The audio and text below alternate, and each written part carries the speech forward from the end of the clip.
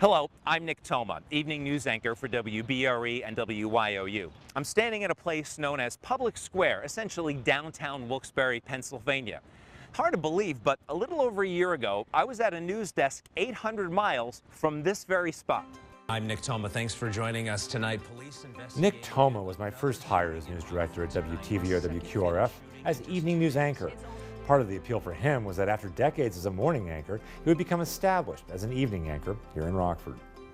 I had been trying for several years to get into an evening anchor position, but I was told I didn't have enough experience. So I was excited and grateful, to be honest, that Scott gave me the opportunity. But another part of the appeal for Nick was that even back in 2012, Nexstar was a broadcaster with a large footprint.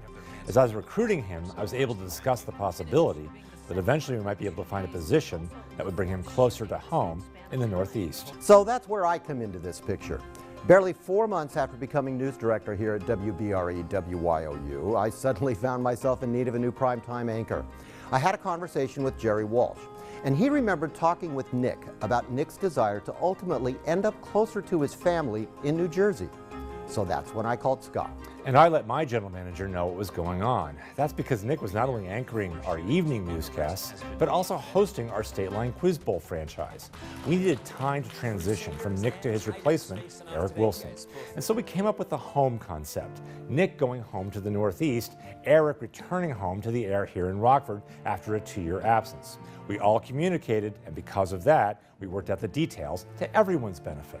But hey, it's time to go home. But before I go, so the big handoff was May 19th. I'll never forget it. I said goodbye, Eric said hello, and we made it very clear to the viewers that it was our decision. And we feel the viewers understood that this was a win-win for everyone involved. He is accused of breaking the laws that he was tasked with upholding. Nick has been a tremendous addition to the Eyewitness News team. He brought with him skills and work habits that were known to the company.